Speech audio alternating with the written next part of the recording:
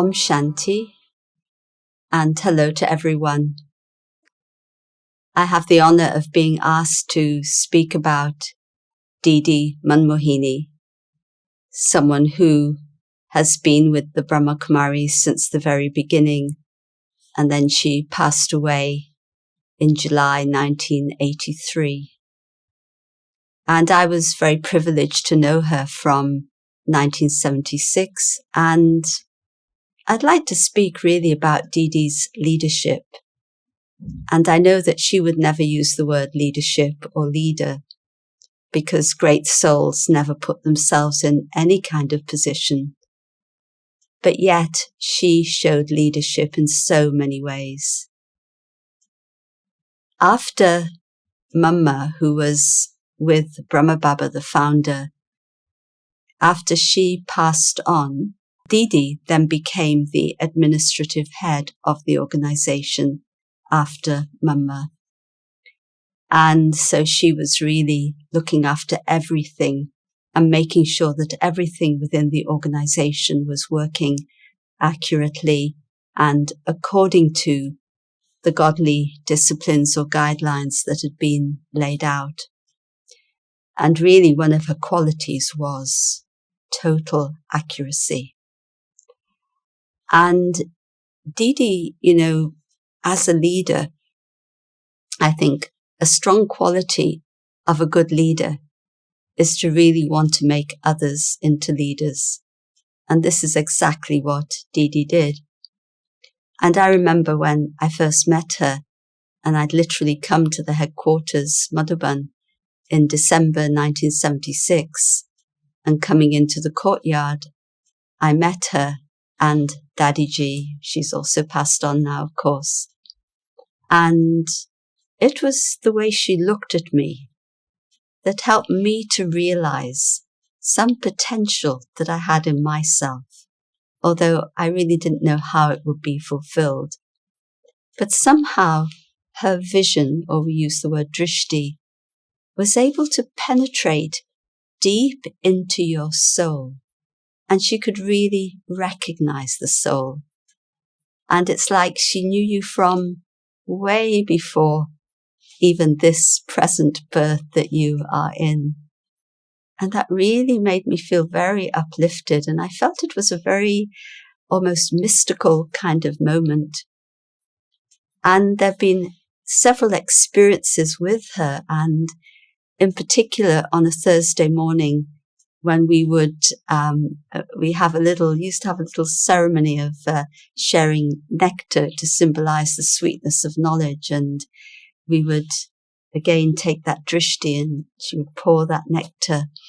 And I often felt as if she was sending me to another world, beyond this world and beyond my physical experience, to God. And that was a very amazing experience. She was literally sending you to that ocean of love, that ocean of peace that is God. And then you didn't want to come back. But also imagine, after she had been playing this role of administrative head for quite a few years, and then the founder of the organization passed on in 1969.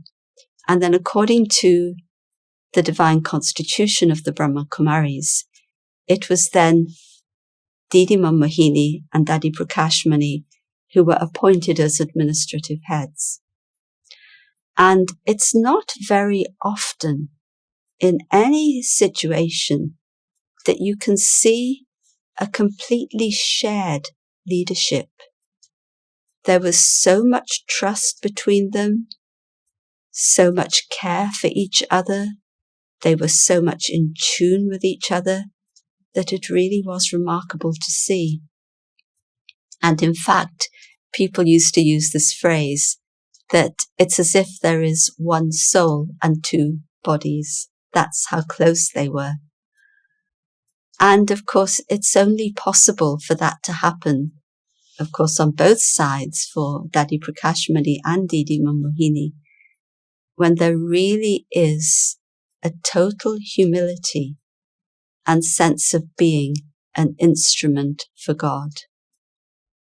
There isn't a feeling that I need to prove anything. There isn't a feeling that I need to show I'm in control or in charge. It is really about doing the best for everyone, always. And that was so unique and wonderful in Didi. And of course, she had another side to her. On the one hand, she was so accurate. Everything had to be so right. And she would also pull you up if you were not quite working in the right way. But on the other hand, she loved to have a lot of fun. And so in those great souls, you see that kind of balance of the seriousness of the task and what they have to do and the instruments that they are and the depth of wisdom that they have. And at the same time, this tremendous capacity for fun. And I've probably told this many times, but she used to play musical chairs with us, and Didi had a limp. And of course, we're all young, in our 20s, running around the room trying to get the chair. Didi would walk slowly, she would be limping. But because of her power of concentration, she always won musical chairs. And we knew she would. And she would want to play with us, play badminton with us. I don't know if she ever played cricket, but I remember the badminton. So that side, completely carefree, yet holding so much responsibility. And that for me is just so inspirational, that when your intellect is truly connected to God and you're doing what it is that God wants you to do, and you have that total awareness of being an instrument, then there's nothing to fear, nothing to worry about, and everything happens in the best possible way for everyone. So for me, Didi inspired me to move forward and to progress, just through her example, but through her vision of me. As I say, she could see things in me that I couldn't see.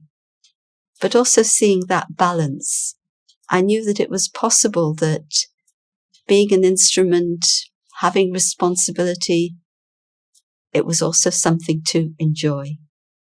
And in the last time when Didi was around, there's a photograph of her when she's going for her last operation. And of course, she must have known that she wasn't going to return. And these souls are so intuitive. They know, they understand.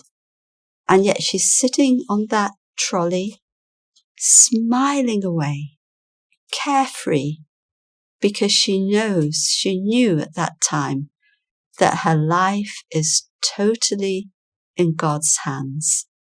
And so she was an example of complete faith and trust.